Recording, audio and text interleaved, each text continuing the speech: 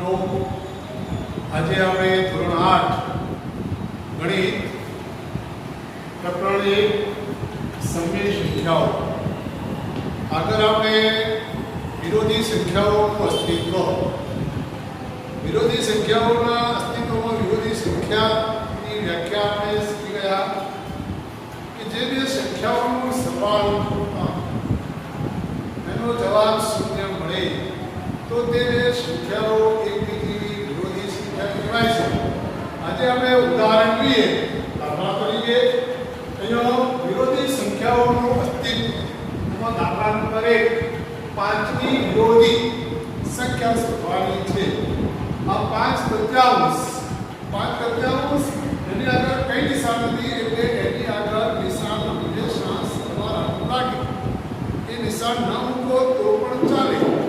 અહીંયા 5 તૃતીયાંશ એ પ્લસ છે તો 5 તૃતીયાંશની વિરોધી અહીંયા પ્લસ છે તો માઇનસ. તો આપણે અહીંયા જોઈએ 5 તૃતીયાંશની વિરોધી સંખ્યા -5 તૃતીયાંશ. તેવી જ રીતે બીજું ઉદાહરણ લઈએ.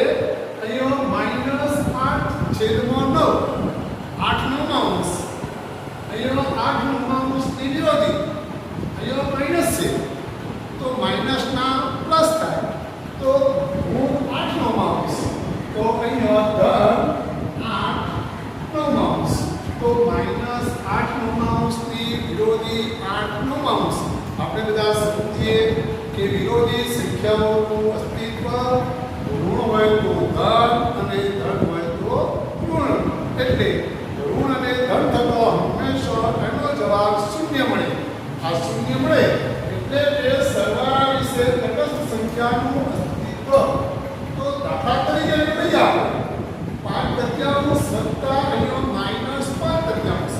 આ ધન છે આ ઋણ છે તો 5 તૃતીયાંશમાંથી -5 તૃતીયાંશ બાદ કરીએ એનો જવાબ શૂન્ય મળે. -8 સપ્તમાંશ વત્તા 8 સપ્તમાંશ એટલે શૂન્ય મળે છે.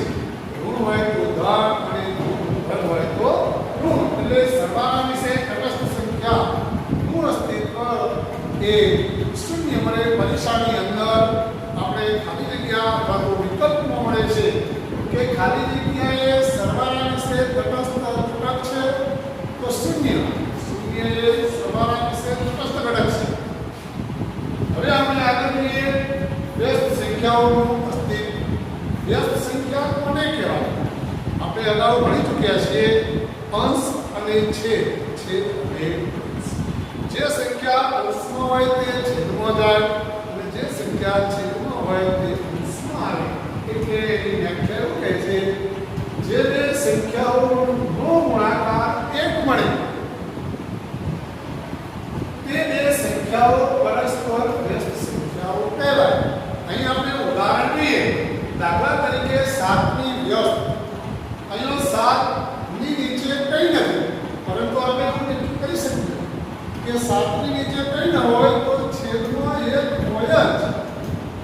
છેદમાં 1 હોય જ એટલે 7 ની વ્યસ્ત સંખ્યા એ સપ્તમાંશ મળે. માટે આપણે અહીંયા એક ઉદાહરણ દ્વારા લઈએ કે 7 ગુણ્યા 1 સપ્તમાંશ આ તમને મળી ગયા. જવાબ આવ્યો 1.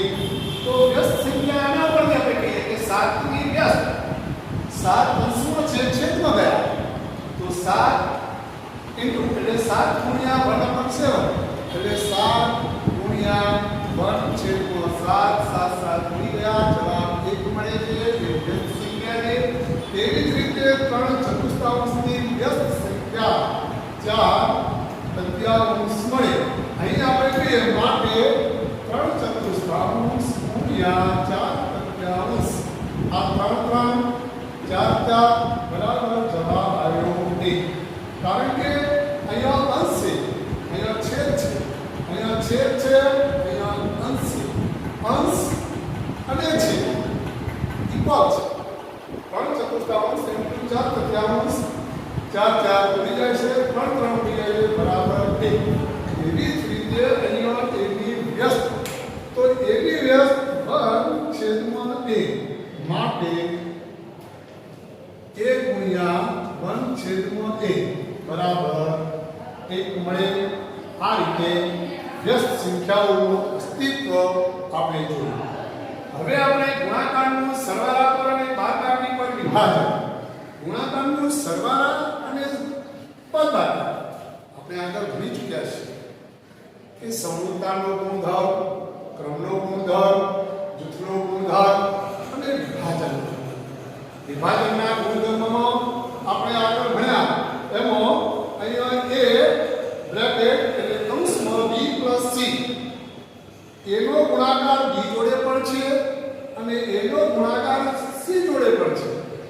a ગુણ્યા b એટલે ad પ્લસનું ચિહ્ન છે એટલે પ્લસ આવશે. એનો ગુણાકાર c જોડે એટલે a ગુણ્યા c બરાબર ac થશે. તો ab + ac આ સરવાળાનું જે છે તે ગુણાકારનું સરવાળા પર વિભાજન થાય છે. તેવી જ રીતે ગુણાકારનું બાદબાકી પર વિભાજન જોઈએ. b છે બ્રેકેટમાં c - d છે. b નો ગુણાકાર c જોડે પણ છે, b નો ગુણાકાર d જોડે પણ છે. b ગુણ્યા c બરાબર bc. માઈનસ નું ચિહ્ન તો માઈનસ. b નો ગુણાકાર d જોડે એટલે bd. તો અહીંયા ab + ac bc - bd ગુણાકારનું સરવાળા પર અને બાદબાકી પર વિભાજન. તેવી જ રીતે વિભાજનનો એક ગુણધર્મ આપણે જોઈશું. તો વિભાજનનો જે ગુણધર્મ છે એ આપણે જોઈએ 4/5 ગુણ્યા 3/4 કૌંસ પૂરો પ્લસ 4/5 ગુણ્યા 1/3. હવે આ પણ કૌંસ છે, આ પણ કૌંસ છે. આ કૌંસની અંદર અને આ કૌંસની વચ્ચે સરવાળાનું નિશાન છે. અહીંયા 4/5 છે, અહીં આ કૌંસમાં પણ 4/5 છે. તો આ બંનેમાંથી 4/5 સરખી સંખ્યા છે. એ સરખી સંખ્યા આપણે વિભાજનના ગુણધર્મમાં એટલે આપણે બ્રેકેટની બહાર લાવીએ એટલે કૌંસની બહાર લાવીએ. આ 4/5 અને આ 4/5 આપણે અહીં લાવી દઈએ અને બ્રેકેટની અંદર શું રહે 4/5 ગુણ્યા 3/4 એમાંથી 4/5 બહાર આવી ગયા. અહીંયા 4/5 ગુણ્યા 1/3 માંથી 4/5 કોમન આપણે લઈ લીધો. અહીં રહ્યા 3/4 અને વચ્ચે નિશાન છે પ્લસ નું એટલે આપણે મૂક્યા પ્લસ. અહીં રહ્યા 1/2 આપણે અહીં 1/2. હવે તમે જો 4/5 બ્રેકેટમાં 3/4 વત્તા 1/2. અહીં આ બ્રેકેટની અંદર 3/4 વત્તા 1/2. અહીં આપણે છઠ્ઠા ધોરણની અંદર છેદનો લસા વિશે ભણી ચૂક્યા. સાતમા ધોરણની અંદર પણ લસા વિશે શીખી ગયા છે. આઠમા ધોરણની અંદર આપણે એવો ગુણાકાર જાતે જ કરવાનો હોય છે એટલે કે ડાયરેક્ટ કરીએ આપણે 3/4 અને 1/2. તો આનો લસા 4 છે. અહીં આપણે જોઈએ આ 4/5 છે તો અહીં 4/5 બ્રેકેટ આ 3/4 તો છે એટલે 3/4 આ 2 છે. 2 નો ગુણાકાર 2 × 4 2 એટલે 2 અને છેદમાં 4. તો અહીં જોઈ લઈએ આપણે 3/4 બરાબર 4/5 આ 3 + 2 એટલે અહીંયા ગુણાકાર થઈ જાય 3 ને 2 5 અને છેદમાં 4. આ બંને 4 4 ઉડી જાય અને અહીંયા 5 5 ઉડી જાય છે. તો આ 5 ઉડી ગયા. એનો જવાબ આવ્યો 1. એનો જવાબ આવે છે અહીં બરાબર 1 આવે છે. આ જવાબ 1. હવે તમે જુઓ કે અહીં આપણે એટલા માટે અહીં જગ્યા નથી એટલે તો તમને બધા સમજી ગયા બાળકો કે 4/5 કોમન લઈએ છીએ. બ્રેકેટની અંદર બાકી રહે છે 3/4. અહીં બાકી રહે છે 1/2. એ બંનેની વચ્ચે પ્લસનું ચિહ્ન છે એ મૂકી દઈએ છીએ.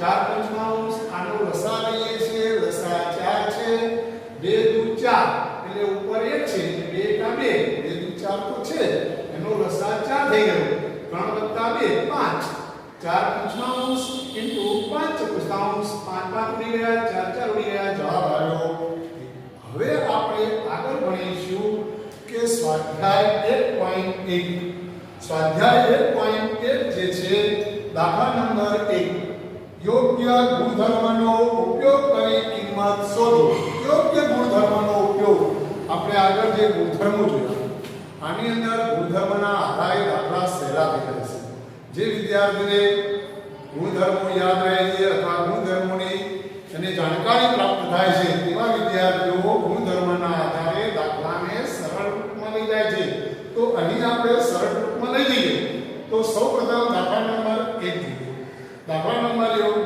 1 માં યોગ્ય ગુણધર્મનો ઉપયોગ કરી કિંમત શોધો દાખલા નંબર 1 -2/3 ગુણ્યા 3/5 વત્તા 5/5 માઈનસ 3/5 ગુણ્યા x/5 હવે બાળકો તમારે શું સમજવું કે આવા જ્યારે દાખલા હોય ત્યારે સૌ પહેલા તમે વિચાર કરો કે અહીં ગુણાકાર છે એમાં 3/5 કે 2/3 અહીં આ જૂથમાં ક્યાં છે તો અહીં 3/5 છે તેવી જ રીતે અહીં 3/5 ગુણ્યા x/5 છે એની આગળ માઈનસનું નિશાન છે એટલે જે ગુણાકાર હોય તે જૂથ બને તો આપણે સૌપ્રથમ આ જૂથ લઈ લઈએ પહેલા 2/3 ગુણ્યા 3/5 હવે ધ્યાન રહે આ માઈનસ છે એટલે અહીં માઈનસ 3/5 ગુણ્યા 1/6 વત્તા આ 5/5 આ બાજુ આવી ગયા હવે આ બંને જૂથ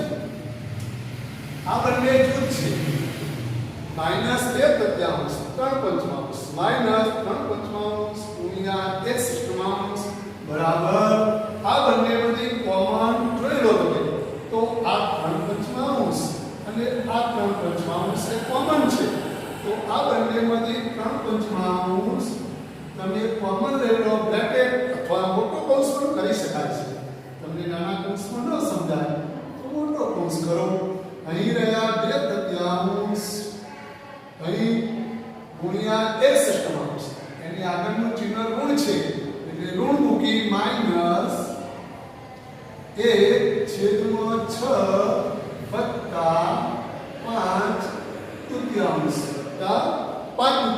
આપણે અહીં મૂકી દીધું હવે તમે જુઓ આ કોમન આવી ગયું આ છેદનો લસા 3 દુ 6 3 દુ 6 અહીં 3/5 અને અહીં માઈનસ આના છેદમાં 2 તરી 6 એટલે 2 દુ 4 એટલે -4 અને અહીં 1 ના 1 કારણ કે છેદમાં 6 છે એટલે છેદમાં 6 આ કૌંસ પૂરો વત્તા 5/5 છેદનો લસા 6 છે 3 દુ 6 બરાબર 3/5 4 માઈનસ અને -1 બંને ઋણ સંખ્યાઓ છે બંને ઋણ સંખ્યાઓનો સરવાળો થાય પરંતુ ચિહ્ન તો ઋણ જ રહે તો આપણે અહીં 4 અને 1 એટલે 5 થશે અને અહીં -5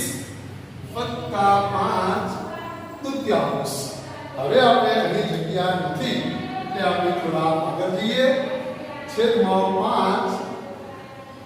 5/2 આ રીતે આપણે મૂકી દીધું હવે આપણે આ સંખ્યાને અહીં લઈ જઈશું તો તમે જુઓ કે 3/5 ગુણ્યા -5/6 વત્તા 5/5 હવે અહીં આ રકમ ઉડી જાય છે આ 5/5 ઉડી જાય છે 3 દુ 6 ઉડી જાય છે અહીં 1 રહે છે -1/5 વત્તા 5/5 છેદનો લસા 2 આવે છેદનો લસા 2 -1 વત્તા 5 5માંથી 1 જાય એટલે 4/2 4/2 આ 4 4 ઉડી ગયા.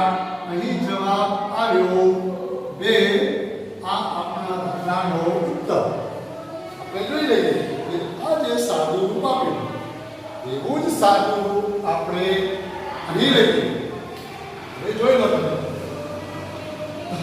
2 પંચમાંશ ગુણ્યા માઇનસ 3 સપ્તમાંશ માઇનસ 1 સપ્તમાંશ ગુણ્યા 3 દુત્યાંશ વત્તા 1/14 ગુણ્યા 2 પંચમાંશ. અહીં 2 પંચમાંશનું આ જૂથ છે અને અહીં આ જૂથ છે. સૌપ્રથમ આપણે 2 પંચમાંશ ગુણ્યા 3 સપ્તમાંશ વત્તા 1/14 ગુણ્યા 2 પંચમાંશ. હવે તમે આ લઈ લીધું. આ છેદ ઉડે છે 3 દુ 6 1 એકા 1 2 દુ 4 એટલે માઈનસ 2 દુ 4 થયા 1 એકા 1 માઈનસ 1 ચતુર્થાંશ થઈ ગયા. આ જૂથ અને આ જૂથ. હવે તમે જોઈ લો કે આ બંનેમાંથી કોમન 2 પંચમાંશ. તો હવે આપણે આમાંથી 2 પંચમાંશ કોમન લઈ લઈએ. જેવી રીતે અગાઉના દાખલામાં આપણે કોમન કાઢ્યા એટલે સરખા કાઢ્યા એવી રીતે આની અંદરથી પણ આપણે સરખા કાઢી લઈએ તો સરખી સંખ્યા લઈ લઈએ તો સરખી સંખ્યા 2 પંચમાંશ છે. તો અહીં 2 પંચમાંશ સરખી સંખ્યાઓ લઈ લીધી. બ્રેકેટની અંદર અહીં માઈનસ 3 સપ્તમાંશ વત્તા 1/14 માઈનસ 1 ચતુર્થાંશ. હવે તમે જોઈ લો કે આની અંદર છેદનો લસાઅ તમે આગળ છઠ્ઠા ધોરણમાં શીખી ગયા છે. એનો લસાઅ કાઢવો તો કાઢી શકીએ. 14 અને 7 નો લસાઅ લઈએ તો અહીંયા 7 છે અહીંયા 14 છે. લસાઅ 14 છે. આ સંખ્યાની અંદર 2 પંચમાંશ. હવે આની અંદર 7 છે. 7 દુ 14 7 ના 2 ગુણ્યા તો 14 થાય છે. તેવી રીતે 2 કરી 6 અને અહીંયા વત્તા 1/14 આ રીતે અહીંયા માઈનસ 1 ચતુર્થાંશ. હવે તમે જુઓ 2 પંચમાંશ આ 6 માંથી 1 ગયા અને ગુણાકારનો ચિહ્ન માઈનસ 5 મોટી સંખ્યા શું છે એટલે અહીંયા આવ્યા 14 માઈનસ 1/14. આ સંખ્યા ઉડી જાય 5 5 ઉડી ગયા 2 સંખ્યા 14 ઉડી ગયા. હવે આપણે અહીં લઈ લઈએ છીએ. અહીંયા જગ્યા છે ને આગળ આપણે ચાલીએ છીએ. હવે અહીંયા જોઈ લો અહીંયા શું વધ્યું અહીંયા 1 વધ્યું અહીંયા 7 આ માઈનસ 2 પંચમાંશ અને અહીંયા ઋણ. તો આપણે અહીંયા જોઈ લઈએ ઋણ 1 સપ્તમાંશ અને માઈનસ 1 ચતુર્થાંશ. હવે તમે જુઓ આને તમે લસાઅ લો તો 7 ચોક 28 લસાઅ થાય. તો અહીંયા આને 4 ગુણો એટલે -4. આને 7 ગુણો -7 છેદમાં 28 લસાઅ આવશે. આપણે અહીંયા જોઈએ 28 લસાઅ 7 ને 4 11 તો માઈનસ આ ઋણ -11 છેદમાં 28. આ રીતે તમારો જવાબ મળે. હવે આપણે આ જે બે દાખલા શીખ્યા. દાખલા નંબર 2 લઈએ છીએ. નીચે આપેલી સંખ્યાની વિરોધી સંખ્યાઓ. વિરોધી આપણે આગળ એનો ભૂલી ચૂક્યા છે કે વિરોધી સંખ્યાઓ ઋણ હોય તો ધન આવે, ધન હોય તો ઋણ આવે. આ દરેક છાત્રને ખબર પડી જાય. અહીં આપણે જોઈએ આ 2 અષ્ટમાંશ ધન છે તો માઈનસ 2 અષ્ટમાંશ. અહીં માઈનસ 5 નવમાંશ છે. ઋણ છે તો ધન 5 નવમાંશ. પરંતુ આ દાખલાની અંદર થોડું ધ્યાન રાખવાનું છે. અહીં પણ -6 છે છેદમાં -5 છે. આ બંને માઈનસ માઈનસ પ્લસ થઈ જાય 6 પંચમાંશ. 6 પંચમાંશની વિરોધી -6 પંચમાંશ. -6 પંચમાંશ બની જાય છે. એટલે આ દાખલો અહીં પૂરો થાય. તેવી જ રીતે આપણે આ ચોથો દાખલો જોઈએ. 2 નવમાંશ એમાં ઋણ છે છેદમાં એટલે -2 નવમાંશ તો ધન 2 નવમાંશ આવશે. અહીં માઈનસ નથી 19 છેદમાં -6 છે. આ ઋણ કહેવાય એટલે -19 પ્લસ તો 19/6 આ રીતે તમારે વિરોધી સંખ્યાઓ લખો એ રીતે વિરોધી સંખ્યાઓ એ રીતે આપણે ભણીએ હવે દાખલા નંબર 3 ચકાસણી કરો એમાં ડાબી બાજુ માઈનસ બ્રેકેટમાં -x ઇક્વલ ટુ x એટલે બરાબર x જમણી બાજુ x છે અહીં x ની કિંમત બરાબર 11/15 આપેલી છે તો આપણે અહીંયા જોઈએ માટે ડાબા બરાબર અહીં x તો માઈનસ મૂકી આ ઋણ અહીંયા ઋણ x હવે તમે આ ઋણ મૂકો અહીંયા x ની કિંમત 11/15 આવશે તો -11/15 આવશે તો આ બરાબર માઈનસ માઈનસ પ્લસ થાય એટલે અહીંયા આવી ગયા 11/15 આ 11/15 બરાબર x બરાબર x આવે છે આ x સંખ્યા બરાબર અહીંયા આવે જવાબ ડાબા એટલે ડાબી બાજુ અને જમા એટલે જમણી બાજુ તો જમણી બાજુ આવી રીતે હા તો મિત્રો હવે આગળ આપણે બીજા દાખલાઓ શીખીશું અગાઉના પીરિયડમાં એટલેથી તમને આ વ્યાખ્યાઓ તૈયાર કરવા આપીશું અને ઉદાહરણ 1 2 3 કાર્યમાં પરિણામો જ્યારે શાળાઓ છે ત્યારે જોવામાં આવશે